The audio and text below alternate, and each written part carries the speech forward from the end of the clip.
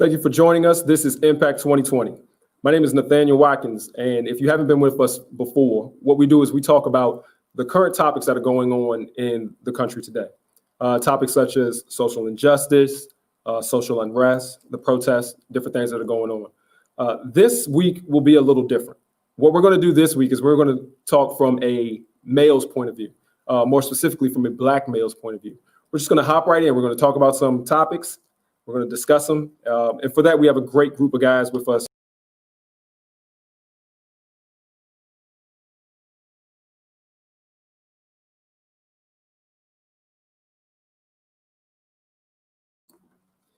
We have Damian Wilson, we have Javon, and we have Chris.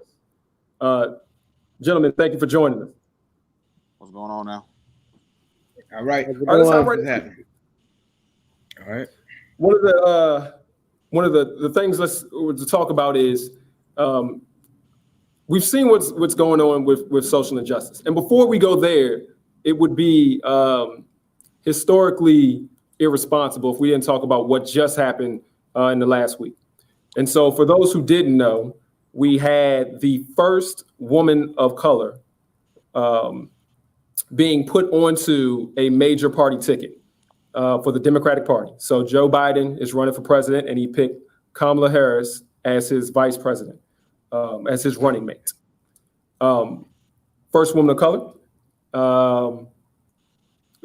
Basically, the second time a Democratic female has been on the ticket, on a Democratic ticket, and the third time overall. I don't know if y'all remember Sarah Palin. But I want to talk about this from two aspects. When you sit back and you think about it, we're like social justice, moving the ball along, Black Lives Matter. And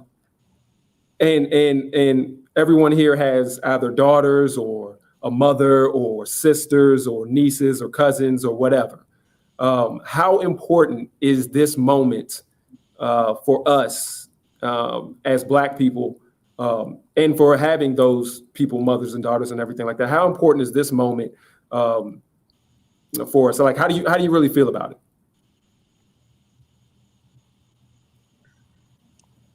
Well, I'll go ahead and jump on it. Yeah. I think it's a big moment for women in general. I guess I'll just start off for being on a panel surrounded by these brothers. Okay. No, Chris, go ahead. Go ahead and finish, Chris. Okay. I think it's a little bit of a lag. Okay.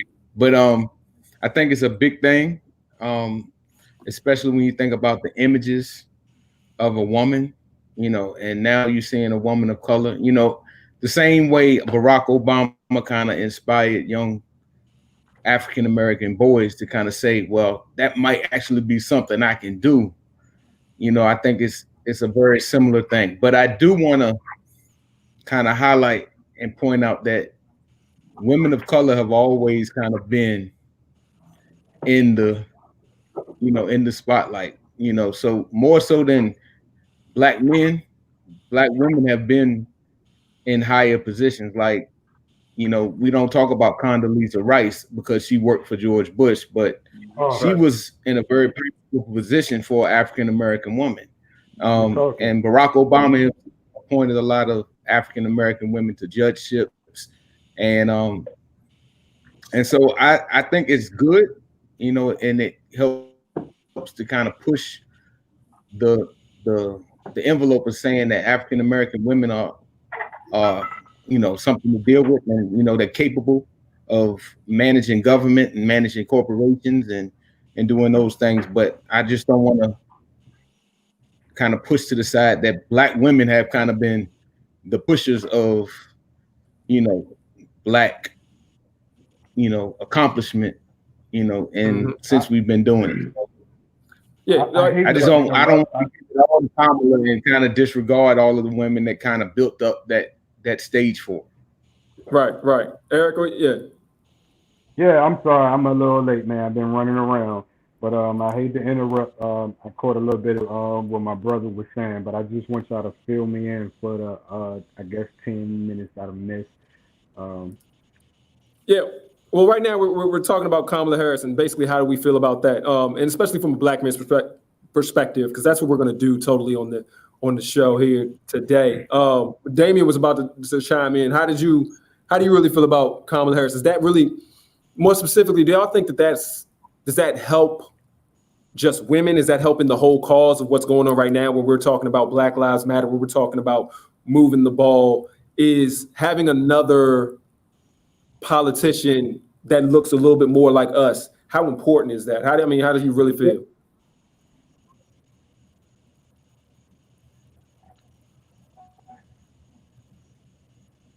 I don't know what's going on. I think we're losing Damien there. So I'm gonna jump to you, Javon. How do you feel about that? Well, honestly, I definitely feel like all race aside or color aside, I think it's the right choice. You know, she to me, you know. Okay. You're kind of breaking up, so I didn't really hear all the question. I guess the Wi-Fi is kind of going in and out. All right, well, Damien, I'm gonna pull you down, and I'm gonna bring you back in. Javon, go ahead with your answer. So like I said, I just think she's a dope choice just altogether.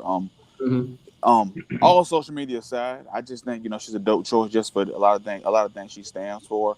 Then if you just look at her background, I'm going outside of politics. I'm just looking at her grind, her coming from an HBCU, her coming from the household she came from, her coming from the neighborhood she came from. You know, when we talking about we talking about letting people who look like us. You know, I like to see people who really come from the grind. I like to see people who really come from backgrounds like myself, come from backgrounds like people, you know what I'm saying, I grew up with. So I think it's super solid when you see a young lady like her who comes from where she comes from, and you see girls who, and today when most girls who look up to the Cardi B's and the City Girls, they can see Miss Harris and be like, you know what, I like that sister right there. You know, so I think it's dope. Right. I think it's dope for the culture, for the culture alone. For the culture. That's right. Yeah. So Eric, what do you think about as far as the movement? Is this helping the movement? Her being there, is this helping us when we sit back and we talk about Black lives and we're talking about trying to get equality and we're talking about we want police to stop busting our heads in for real? Like, is this gonna move? Is this gonna help us out? And like my brother said up here, Javon, he thinks it's a good move. It is a good move, somewhat, but the narrative is never gonna change.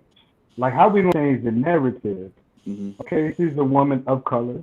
Some may particularly say she's black, or some would say she's from Indian and Jamaican culture or whatever, but she has darker skin. So, with that being said, is that it's going to allow not only black men, which we need is the black women to kind of understand what's going on here, man. If you can produce that and they understand, then it'll make a difference. But right now, as far as them putting her on not even a pedestal, but before them, you know, giving her that opportunity or whatever, I don't think it's helping nothing yet. Of course, me personally, I feel like it's a move to get actually that black vote for Joe Biden. Because if you look at both sides, we look at the Democrats, we look at the Republicans. It's all a game. It's all a race. It's all about power. You want to see who has the most power. We want to see who's going to control what. By having her come in there and knowing that, and I see we're how many of us on here? It's 4 or 5 of us on here. I see we're 5 or 4 black intelligent men. The difference is that when it comes to our race and our culture, we tend to only go for the Democrats because we feel like they're for blacks. But you gotta understand things, and you need to research things before you want to go out there and vote and say, well, yeah, I like her because she looked like me. That's not gonna cut it because she looked like you. And I'm not saying I'm a Trump supporter, I'm a Biden supporter. What I'm saying is, your vote is only going to matter if you know exactly what you want to change and who's going to change. It's not a color thing. True. You gotta sit right there, do your research. Kamala Harris, I think she's a wonderful woman. Like, she did a lot of stuff, like in the past, I did research her a few days ago. I believe she was like the state attorney in San Francisco, California. Mm-hmm. Yeah, and she was really heavy on blacks, but see, they're gonna take that the wrong way though. See, she was heavy on blacks because these guys were actually criminals. Thank you. She was giving justice for the street. So it's not just because she incarcerated a lot of black men. It's the fact that she was trying to keep the streets safe. Yep. Now, for some of the incarcerations that she sent black males to, I can say, hey, you might be pushing it a little too far because I mean, you get caught with a bag of weed. It's not no. I mean, come on now, don't give the guy 10 years because I've read that too. 10 years for a small bag of weed. No, don't do that. Like, yeah. And I'm not saying slap him on the wrist. Charges on us. Yeah. Yeah, I'm not saying slap him on the wrist. I'm saying like he don't.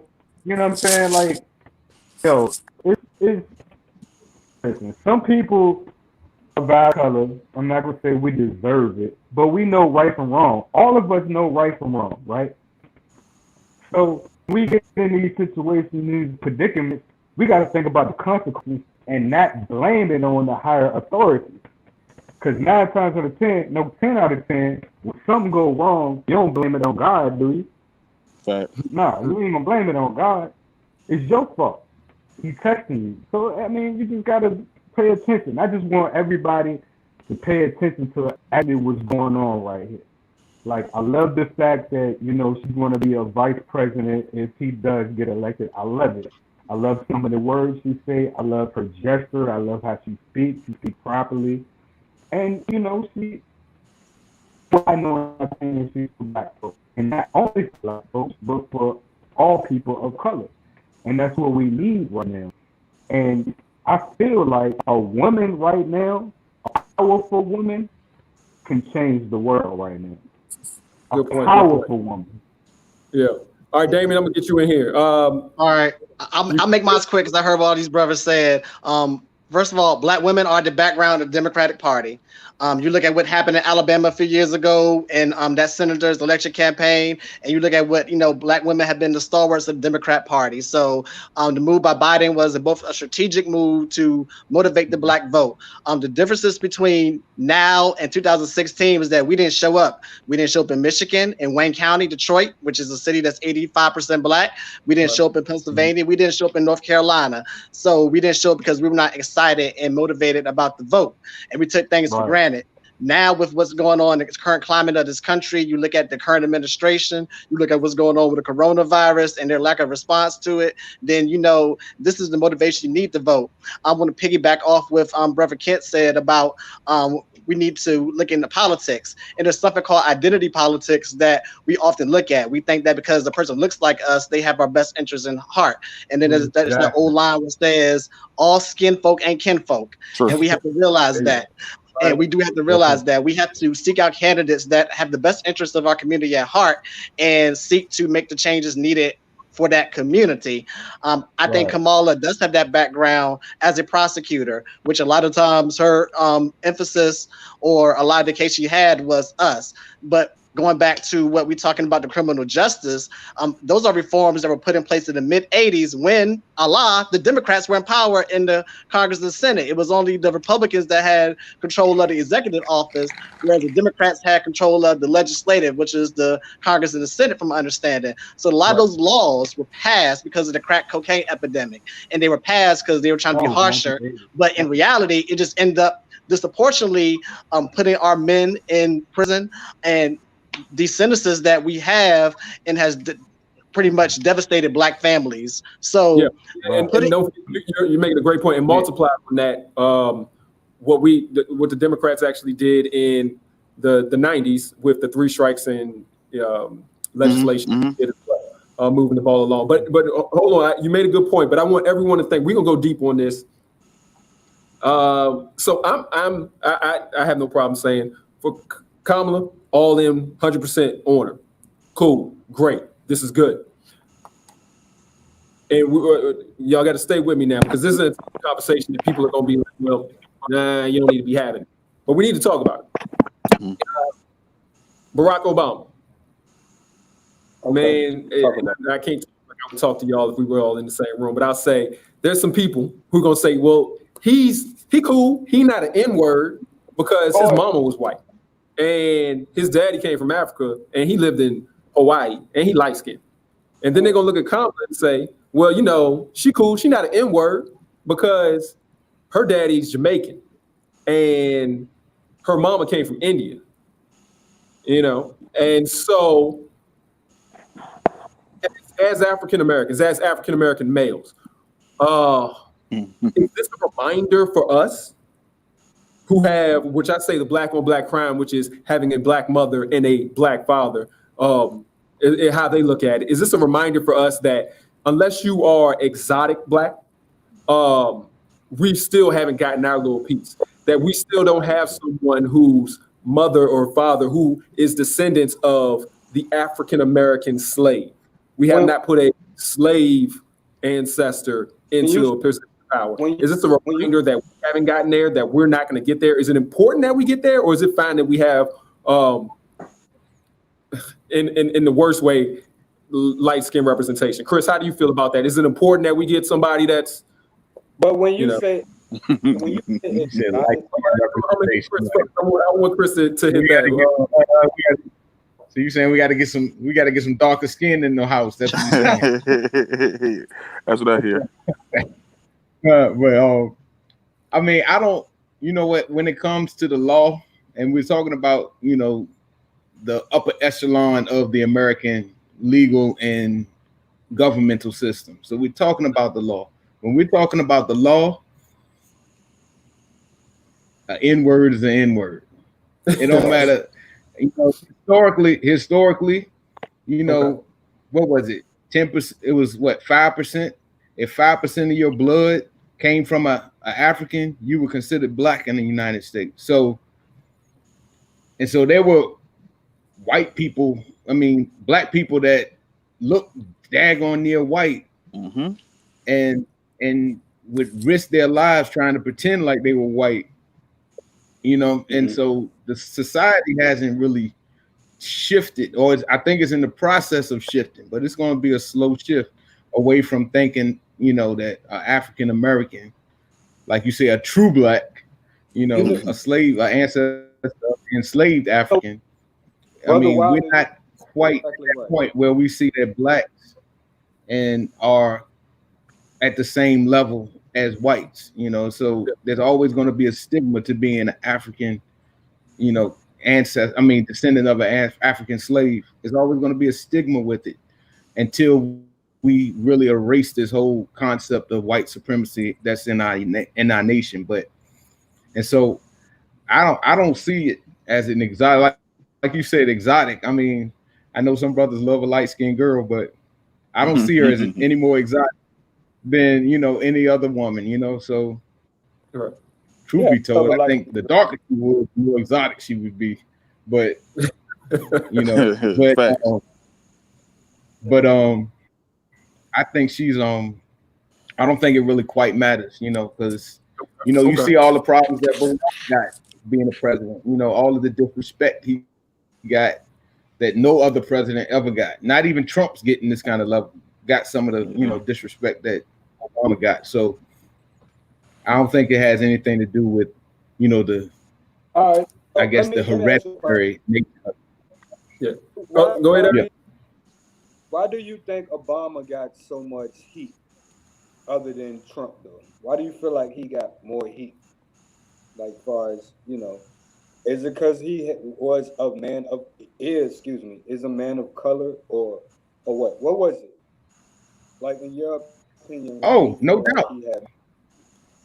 No doubt. I mean, like, I remember very vividly the State of the Union address, you know, is an address that the president gives every year. His second year at the State of the Union address, he was giving a speech, and a congressman from South Carolina said, "You're a liar," like screamed it out. And so no president has ever seen that, you know, not, at least not in the modern times, not anything that's been publicized. This was on national TV. on national TV, this man just screamed out, "You're a liar," in front of the entire United States government, the Supreme Court, and everything. And so, and then you look at the other, like the way they talked about his wife. I mean, they talk about Trump's wife, but not in the same derogatory nature that they talked about Michelle. I mean, they said she would look like they were comparing her to an animal and things of this nature. Come on, they never compared. They didn't compare Barbara Bush to no animal. They didn't compare Jackie Kennedy to no animal. They didn't, you know what I'm saying? It's just, and I don't, you know what? You can't really get to the main root of it, but I'm going to assume he was the first brother to be a president. He was the first president to experience these issues. So I'm just putting 1 and 2 together, and I'm gonna say it's because he was black. I just wanted to know your opinion on that, or how you felt, because I mean, honestly, I actually feel way as far as him being of color, and I do feel like, you know, I feel like they placed him there just for a certain reason, and then they placed him there at George Bush, who had so many downfalls and things that happened in the United States of America, and Obama just, I mean, he couldn't do it. I mean, he tried his best to clean up what Bush did, following after his father, and, you know, him being, you know, minority black and his wife being black. Of course, they gave him a lot of heat, and they're still giving him heat, and he's not even the president no more. So I totally. But I want to interject too. And yes, they attack Obama because he is a man of color. But let's also look at the policies too. And a lot of these politicians, they're in business for the rich. You're looking at the lobbyists, and if they feel like anything's going to attack their interest, then they're going to confront it.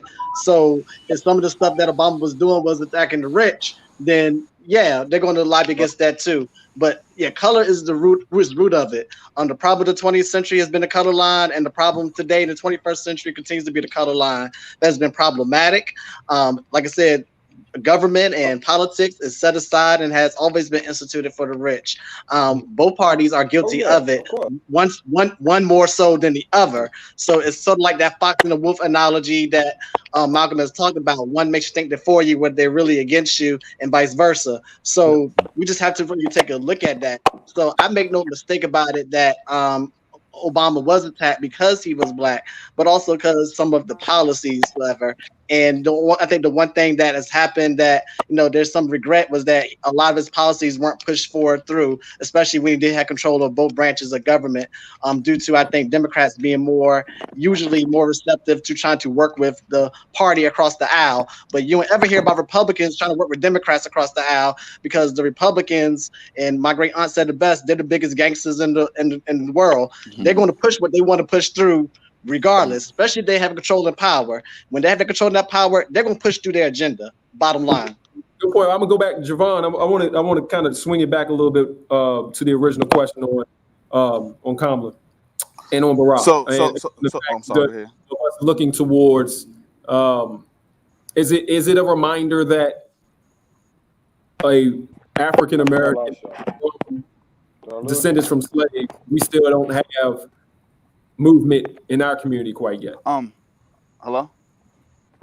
Yeah, we get you. So I think it's crazy. It's 2020. We still playing the paper bag test.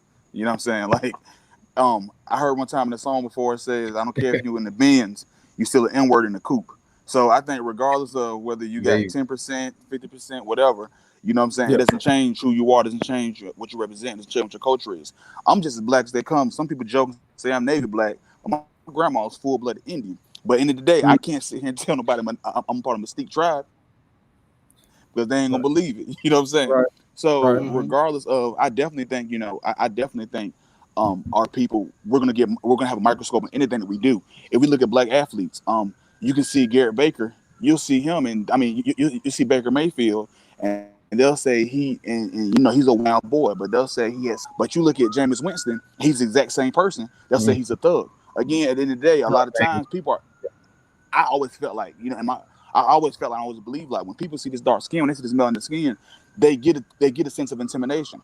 just because, okay, I don't know what that person's capable of. So when I look at Sister Harris, I definitely think all because of, I think we put more of a title on how black she is. And it's crazy because you thinking about it, that's almost how the Aryan Nation does when they claim it's almost how the Aryan Nation does when they claim who's the true white breed and who's not.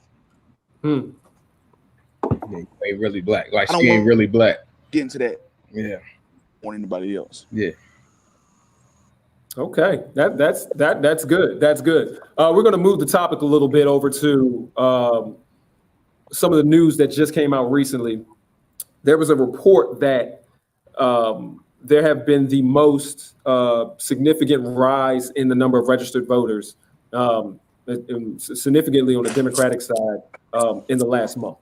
And what they have done is they've directly connected that back to the protest. And so the point that I'm making here now is that it appears that the question was, well, we got all these people out here protesting. What's going to happen when it's election time? Well, there's been a significant rise in voter registration. How important is that to you? Do you think that now we're seeing that these young people are protesting, they also register to vote? How important is that? Do you think that that's a significant move? Are we really moving in the right direction? Is that a positive sign? Damien, go ahead and hit me. How you feel about that? It's one thing to register, my brothers, but to actually get out to the polls and vote, or actually vote by mail or vote electronically, is another thing. We can all be registered, but we got to make sure those individuals get to the poll. And you see what's happening now. They're trying to block that. Closing down the post office, the mail, they're trying to block that. So they're trying to suppress the vote for a reason. By not voting or not having your right to vote, it's another form of slavery. It means you have no representation. So they're trying to suppress the vote. So it's one thing for us to re-register to vote, but actually go out there and actually go out in the polls and actually do it electronically or do it by mail is also important because of the current climate that we are in this country with this pandemic that has gripped us and has affected pretty much communities of color disproportionately in the majority. We have to take this initiative and elect the representatives that are going to best represent our interests in office. So we have to make sure we mobilize and get these people out to vote. And I just admire some of these grassroots groups that are doing that. National Association of Black Social Workers and a whole bunch of the other networks that are about social justice. So it's one thing to be registered to vote, but we have to make a concerted effort to get these brothers and sisters out there to vote. We have to stress that importance. I mean, this was a right that was not given to us. It took a 13th, 14th, and 15th Amendment for us to even get that right. And then we had to fight on poll taxes, and then we had to fight on literacy tests and all these other things. So there's a reason. So we have to just stress that this is a very critical time in our country with the current state and climate that's going on. We have to push our young men and women and just people in general to go out there and vote. All right. So our time is getting away from us really quickly, but I want to hit everyone real quickly on this topic. And so just give me, quick 20-second answer if you can about how do you feel about the fact that the voter registration has gone up? Is that helping the cause? Is that moving us in the right direction? I'm going to hit you first, Chris. How do you feel about that?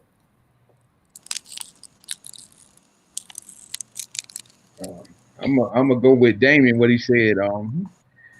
If you register to vote, that's good. But if you're not going to the polls, it doesn't mean anything. And so I think we'll see exactly how significant it is,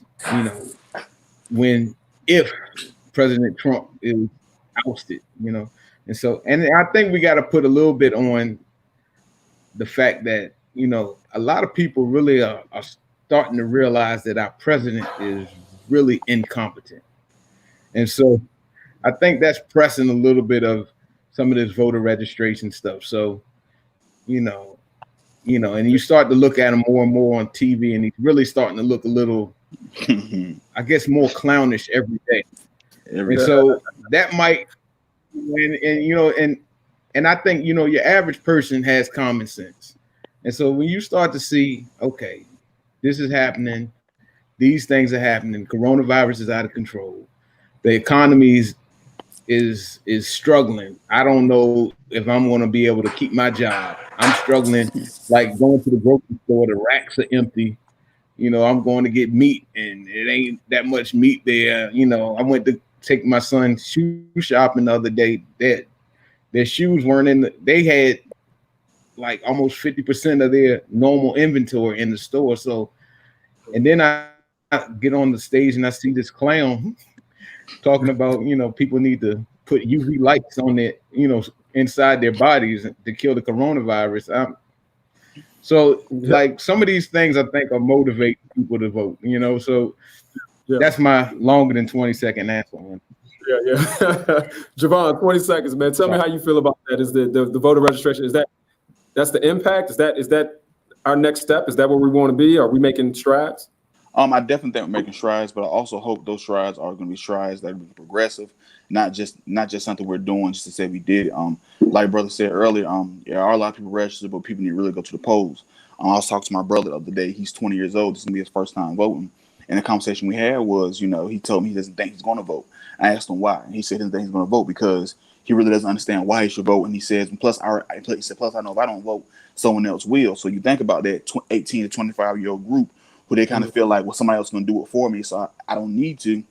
I'm just like, okay, I don't want them to miss it. I don't want them to miss how important their voice is in this election. And that group there, a lot of people, they feel like, someone's going to do it for them.